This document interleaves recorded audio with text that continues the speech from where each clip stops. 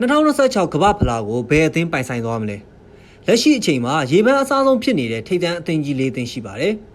ပထမဆုံးအသင်းကတော့အမ်ဘာပီဦးဆောင်မဲ့ပြင်သစ်အသင်းပါ2020ဗိုလ်လူပွဲမှာခံပြင်းစရာရှုံးနိမ့်ခဲ့ရပေမဲ့ကစားသမားအင်အားတောင့်တင်းမှုအရပြင်သစ်ကနံပါတ်1နေရာမှာရှိနေသေးပါဒုတိယအသင်းကတော့ဘယ်လင်ဟမ်ဖိုဒန်နဲ့ဟာရီကိန်းတို့လိုမျိုးရွှေရောင်မျိုးဆက်တွေစုဝေးနေတဲ့အင်္ဂလန်အသင်းပါ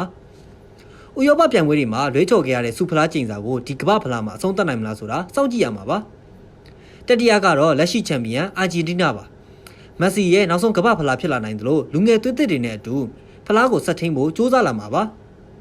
နောက်ဆုံးတစ်သိန်းကတော့ဗီနီစီယက်ဂျူနီယာနဲ့ရိုဒရီဂိုတို့ရဲ့ဘရာဇီးအသင်းပါနှစ်ပေါင်းများစွာဝေးကွာနေတဲ့6ကြိမ်မြောက်ကမ္ဘာဖလားအိမ်မက်ကိုဒီလူငယ်တွေကအကောင့်ထဲဖော်နိုင်မလားဆိုတာတကယ်ကိုစိတ်ဝင်စားစရာပါပရိသတ်တွေရဲ့အမြင်မှာရောဒီအသေးအသင်းတွေကဘယ်အသင်းကဘိုးဆွဲသွားမယ်လို့ထင်လဲကွန်မန့်မှာဝင်ရောက်ဆွေးနွေးပေးသွားကြပါဦး